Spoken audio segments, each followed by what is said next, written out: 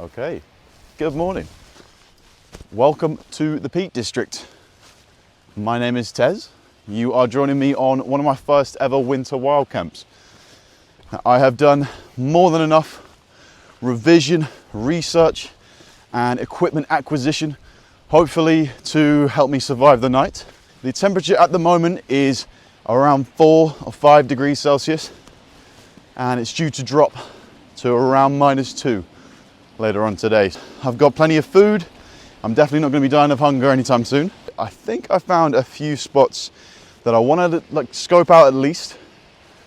I know somewhere around the summit of Kinder Low, there's some pretty flat areas with some beautiful views.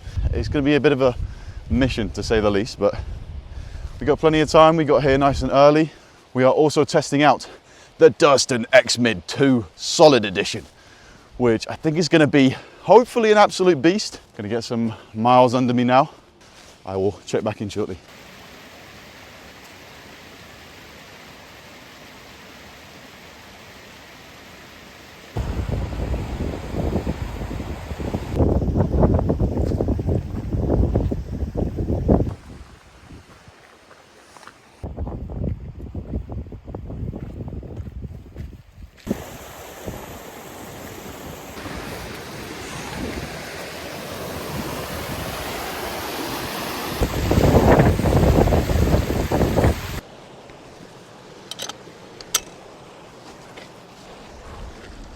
We've still got quite a fair way to go.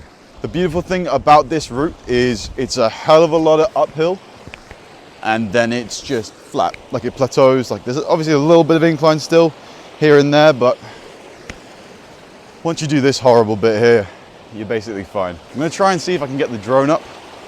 The wind seems kind of sporadic, so I should be able to do it without a problem, because there is no way other than with a drone that I'm gonna be able to actually capture how crazy this looks in person. And it definitely does. Yeah, you can barely tell.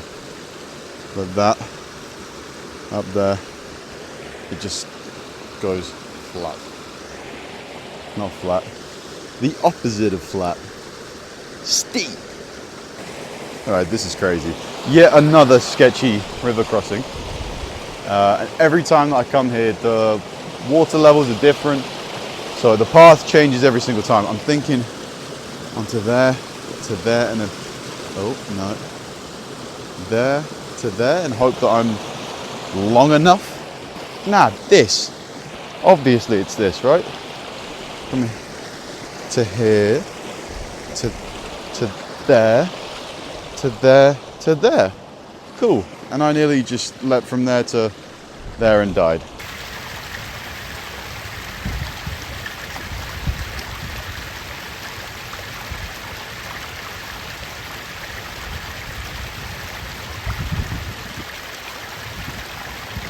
Still got a fair chunk ahead of me, but we will tick it off pretty quickly. And then, like I said, once we're up there, that's it, basically. There is nothing else to complain about, and if I do, I am a tiny little baby. Final slog. You can literally see the top now. It's a beautiful view. Get out of the way of it. Whew. I'm not blowing out my ass at all, so I don't know what you're talking about. I am in no way, shape or form fatigued, in the slightest. So don't ever accuse me of that. Whew. It's a little bit windy. Woo!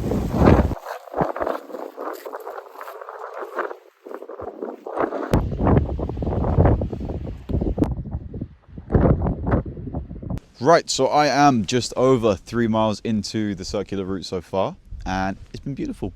I've completed that horrible uphill bit at the start. That was a slog, but we got there. The bag is definitely heavier than I thought it was going to be. I think it's just over 8 kg at the moment, which doesn't seem like much, but when you're taking it up like that kind of elevation, it very quickly catches up with you. But I'm going to have some lunch, and got 2 pitters, some crisps, fuel up, and I'll be back on my way. Oh. Right, so the weather has taken a bit of a turn for the worse. There's a little bit of a drizzle coming in now, and because it's winter, we only have like 2 hours left to find somewhere, set up camp, and get cozy. So this, I'm pretty sure, is like the last water source for quite some time. So I'm thinking I might try to find somewhere near here, because otherwise I've only got what's left in my water bottle, and I'm pretty sure I've just completely drenched my feet. I don't know how I'm supposed to get across here. Oh no. Yeah, my right foot is now completely soaked, which is perfect. Just what you want. We made it, which is perfect, but there's no time to appreciate the scenery, because I've got to find where I'm going to be setting up shop. So, although the water is like brown looking, I can filter that out pretty easily. Might still be a bit of a tang, but there's not going to be any pollutants or bacteria that's going to make me ill. Hey bird.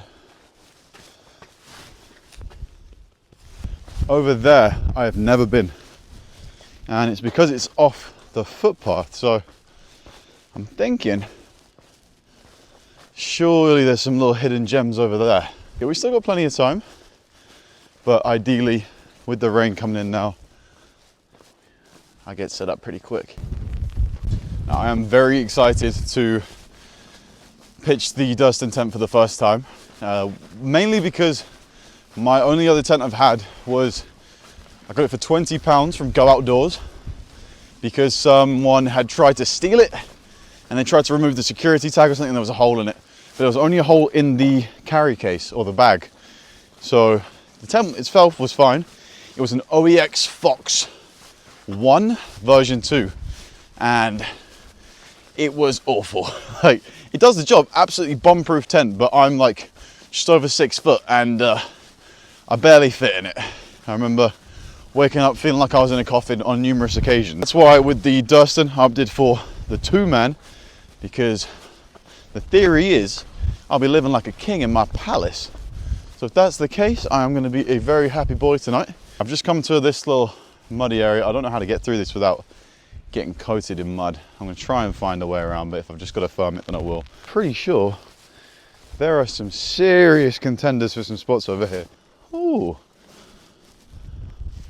look at this for a little spot. Could this do nicely? Just in there. I don't know if that's big enough. If I stand here, it's like a perfect windshield. Just judging off the way that the grass is here, that looks like a runoff. So if it does rain in the night, I think very quickly this is going to turn into a river, and the view is absolutely stunning. So I would love to just try, but I have no idea how big the Durston is. I've not even laid it out on the floor yet. So if it was the Fox, I'd know for sure that a little coffin could fit in here pretty easily, but I'm not sure about a palace. I can't decide, because if I get to here, yeah, we're pretty windproof here. I might have a little explore over there, see if there's anything else. Right, so I'm having to come back in and record this in post because I was playing it way too casual. I had like no time left and I need to get this tent up, and it was the windiest I've ever had to put up a tent, and you can see here it was awful, so I need to find somewhere quick. Fudging. Finally.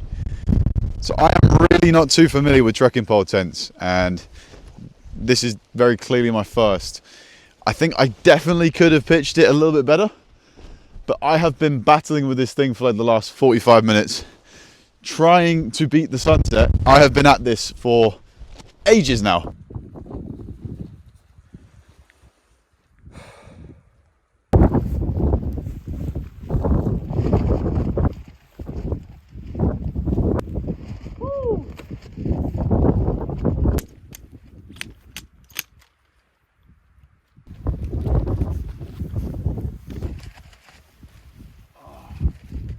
Finally. We did it.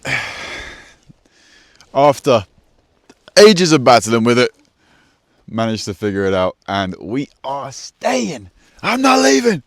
I'm not leaving. What a sunset as well. Been absolutely blessed. Looks beautiful. Come on inside. So, forgive the pitch. I think it's okay. I think that might have just been a horrendous angle. It's not the worst at all. But look at what we've got going on in here. This is insane in comparison to my last tent, which was an absolute coffin. But looks like we've got plenty of headroom. I've got plenty of room to lay down in. We're chilling. What a sunset. I don't know what that mountain there is, but it is looking like the promised land right now. That is gorgeous. So that was a mission. That was one of the hardest setups I've ever had to do in my wild camping career, which is a long one. All right, I'm not having anyone coming for me saying that it's not. It isn't. I've been on quite a few, approximately 10. That might not even be true. But we have currently clocked in like 4 miles into the trip. The tent is up. Oh, I've got my Sea to Summit Aeros pillow. It's going to be keeping me comfortable all night. On top of that, we've got the Mammut, I think it's called the Perform Down sleeping bag. It's absolutely fantastic. I think my first ever sleeping bag was from Go Outdoors, and I think I paid like £30 for it, and it was in summer, and I thought, I don't need a thick sleeping bag, it'd be fine.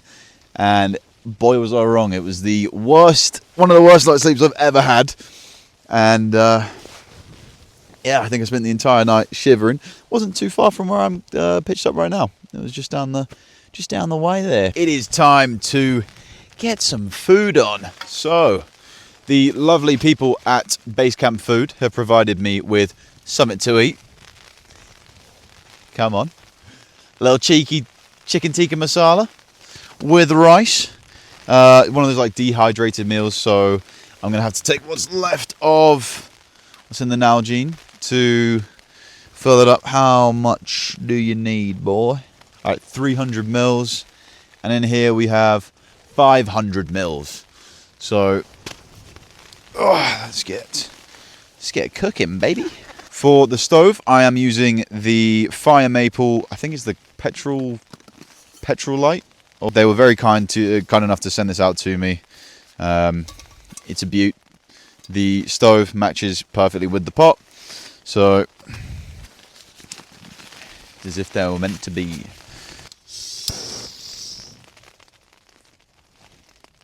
I don't think that's supposed to happen. That was pretty scary, guys. Open up the fly a little bit, just so we can get some fresh air in. That was definitely not supposed to happen.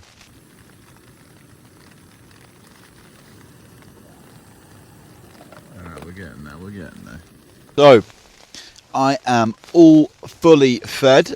That was a delicious chicken tikka masala. I've got a little bit of water. I don't think I'm going to need much else, to be honest. I thought it was going to be a hell of a lot colder than it actually is. This Mammut jacket, I literally bought it like last minute for the trip because I thought I was going to be very, very cold, which I definitely would have been had I not had it. But the sleeping bag is all lofted up, so I will hop into that at some point. But it's only like 5 o'clock, so at this point we're looking at a very early bedtime. I'd like to be able to say that I've got like a really interesting book or something, but I'm just going to sit here and watch some movies. I'm going to watch over some of the drone footage as well that you probably would have already seen. I did try and get some sunset drone footage, but unfortunately I'm not sure if you could tell with any of the clips. It was very windy, so that wasn't going to happen. And if it did, we would have never seen any of the footage because my drone would have sailed away into the distance. Right, it's getting a little bit nippy now. A little tip I saw from the Outdoor Boys. Get yourself some hot hands hand warmers. They're still yet to work. Apparently the air, oh, I see that. Yeah, it's working. I'm going to throw these straight in my socks and hopefully that warms them up because I'm pretty sure my big toe is about to fall off. So, thermal I am weak. So the time has just gone 6 and I am ready for bed. I have got thermal pants, thermal bottoms, extra pair of socks, thermal top and an extra like thermal jumper slash long sleeve thing. But hopefully these 4 things are going to help me, as well as I've got an extra sleeping pad underneath. That's from Robbins. I've got my Thermarest Neo Air X Lite. That is going to keep me toasty. And then my Mammut Perform Down sleeping bag, as well as my Sea to Summit Aeros pillow. That was all a mouthful, but that is going to be what keeps me nice and warm throughout the entire evening. A lot of people don't know you can stack R value. So I think the sleeping pad has an R value of 2.2. The sleeping mat has an R value of 4.75, and I think it's only supposed to get down to like -2 or -3 tonight. So should be more than enough to have me not shivering. I'm gonna put all this on, get into bed, and probably stick a movie on. Now, looking back at the footage, I can see how bad my pitch actually was. I think that's the only reason I had any grievances with the tent at all, if I'm honest. And looking at the tent from here as well, the tent is definitely just nowhere near taut enough, which is definitely my fault because of the pitching. I didn't pick the best spot at all, and I was just in a rush to get it put up, so definitely my bad. The time is 7:30 a.m. and I have had one of the worst night's sleep of my life.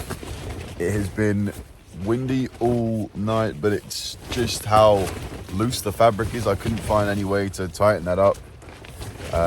The outside of the tent as well, where the guy lines connect to the pegs, that came loose completely. So all tension that had been created for creating the square had given slack, and that was flapping. So I had to actually get out my tent twice to fix that. The second time I had to wrap it around the peg, and the pole as well, like my closest trekking pole here, just kept falling. I think it must have fallen 3 or 4 times.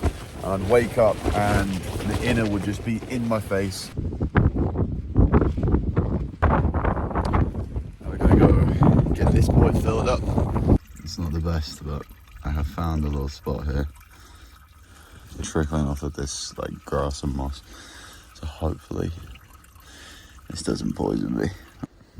All right, I've just filtered the water, and that's still what it's looking like afterwards. Obviously the sticks are on the outside, but a little tinge to it. It tastes all right, but I'm still probably gonna boil it just in case. Water on the boil, and the hot chocolate ready to go. Yep, the weather, it's already brightening up a little bit. I'm not sure when the sun's supposed to rise completely, but it's already looking kind of nice out there.